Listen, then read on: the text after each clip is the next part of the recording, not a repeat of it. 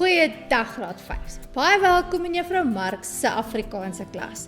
Vandag gaan ons loer na skryftekens. Maar voordat ons loer na skryftekens, gaan ons eers kyk na leestekens. Before we delve a little deeper into skryftekens, we first have to go through leestekens, which is punctuation in English. Lees means to read. So basically, leestekens tell us how to read a sentence. Now, you might be familiar with full stops, commas, quotation marks, exclamation marks, question marks, because all of that falls under punctuation. And we have exactly the same in Afrikaans. This is the poster in class that reminds us of all the leestekens we use in Afrikaans. Without skryftekens, we will not be able to spell certain words correctly. So, let's take a look at 3 different skryftekens that you will encounter in grade 5 in Afrikaans. Let's delve a little deeper into skryftekens. We will look at 3 different skryftekens. Die eerste skryfteken is 'n koppelteken. In English, it's a hyphen. Dan kyk ons ook na die kappie en laastens na die deelteken. You'll notice that we use special symbols to indicate the skryftekens. Kom ons begin met die koppelteken. Let's start with the hyphen. The word koppel in koppelteken in Afrikaans means to connect or join. That immediately tips us off that the hyphen will be the connection between 2 words. But the question is, when do we koppel or join or connect words to each other? Kom ons kyk na die reëls vir koppelteken gebruik. Ons eerste reël is, ons koppel 'n syfer, 'n simbool, 'n letter of 'n afkorting aan 'n woord. Our first rule says that we connect or join a number, a symbol, a letter or abbreviation to a word. Kom ons kyk hoe lyk dit. Let's take a look at this rule. Hier is 3 voorbeelde van hoe ons 'n syfer aan 'n woord koppel. Here are 3 examples of how we connect a number to a word. Graad 5 leerder, a grade 5 learner, ons koppel die 5 aan die leerder. We join or connect the 5 to the noun leerder. Our next example is 1994 verkiesing. 'n Verkiesing in Engels is 'n election. Here we join or connect 1994 to the noun verkiesing, which is an election. Ons volgende voorbeeld is 12-jarige, and that's when we connect the number 12 to jarige, which means it's a 12-year-old. Hier koppel ons 'n letter aan 'n woord. Here we connect a letter to a word. For example, A span, the A team. We connect or join the letter A to span, which is team in English. E-pos, like an email in Afrikaans, we connect the lettertjie E aan die woord pos and it becomes e-pos. Hier koppel ons afkortings of akronieme aan 'n woord. Here we connect or join acronyms or abbreviations to a word. For example, DVD speler, translated into English, a DVD player. We connect the abbreviation DVD to the word speler, which is a player, DVD player. UNISA is an acronym or abbreviation, and we connect UNISA to the word student or UNISA student. Our second rule for using a hyphen is when we connect a direction to a word. Ons koppel 'n rigting aan 'n woord. Wat is 'n rigting? What are the directions we get? Well, here's just the 4 main directions we get. Noord, oos, suid en wes. North, east, south and west. Kom ons kyk na woorde wat 'n rigting in het. Let's take a look at words that have a hyphen in them. For example, South Africa, translated South Africa. Now you agree with me that south is a direction, and the Afrikaans equivalent is suid. So whenever we connect a direction to a word, we put a koppelteken in the middle. We put in a hyphen. So we connect the direction suid to the word Afrika, Suid-Afrika. The next example is Pretoria Oos.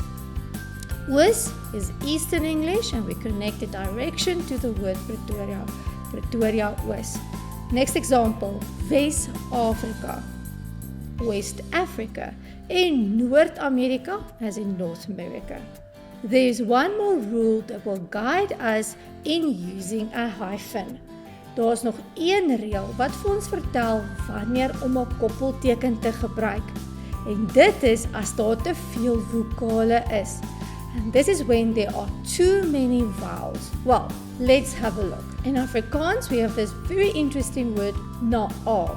That means to copy or imitate someone. Now you notice naab has 3 A's next to each other. And that is so confusing because how do you pronounce this word? Also, the preposition on top in Afrikaans is bo-op. What do? We place a hyphen between na and ab, thereby separating these vowels, and it will read easier and you'll be able to read it correctly. Same with bo-op. We put a hyphen between bo and op and suddenly it makes sense. Kom ons kyk na die tweede skryfteken, die kappie. Die tweede skryfteken waarna ons gaan kyk is die kappie. The second skryfteken we're going to take a look at is called the kappie. Well, if you're like me, the first thing you'll think about when you hear the word kappie is the story about Rooi Kappie, the girl that wears a red hoodie. In English, she's called Red Riding Hood. A kappie is that very interesting symbol that we place on top of a vowel. The kappie's purpose is to make that vowel sound much longer. Let's look at examples. Ver. Ver means something is far away. Lê. Can you hear that long E? Lê, which means to lie down. Sê. Do you hear the long E? Sê means to say something. Bære. Can you hear the long A? Bære means to pack away something or keep it safe. Parel. Can you hear the long A? In parel. A parel is a pearl in English. Wêreld. Can you hear the long A? Wêreld means world. Blaar. That's the sound a sheep makes. Blaar. Next one is Karel. A Karel is a boyfriend, or it can refer to a young man. Hê means to want something. Ek wil 'n roomys hê. I want an ice cream. In skar. Can you hear the long A? Skar, which is a scissor. Kom ons kyk na ons derde skryfteken. Dit is die deelteken. Let's look at our third skryfteken. It's called the Deelteken. Let's take the first part of the word deelteken. Deel in Afrikaans means divide. So we know that this very special skryfteken shows us where a new syllable starts. Literally, it divides the word into 2 syllables, but only when you have vowels that stand next to each other but belong to different syllables. And without the deelteken, a person would not know where the next syllable starts. But let me illustrate it for you. Let's take the word eet. Eet means eat, and it's a word in the present tense. Eet is in die teenwoordige tyd. But what happens if we place a ge in front of eet to make it a past tense verb? Ge plus eet will get, oh goodness, what's written there? Geet. We know it's supposed to be ge eet. However, someone that does not know what we're trying to say might read this word completely different. So you see, the deelteken helps us with pronunciation and the spelling of words. we will divide the word geëet into 2 syllables. Ge is our first syllable and eet is our second syllable. And to show where the second syllable eet starts, we put 2 dots on the E. Now we will be able to read the word correctly. Onthou, die deelteken wys waar deel ons 2 lettergrepe, maar net in spesiale gevalle. Remember, the deelteken shows us where to divide 2 syllables, especially when there's a lot of vowels involved.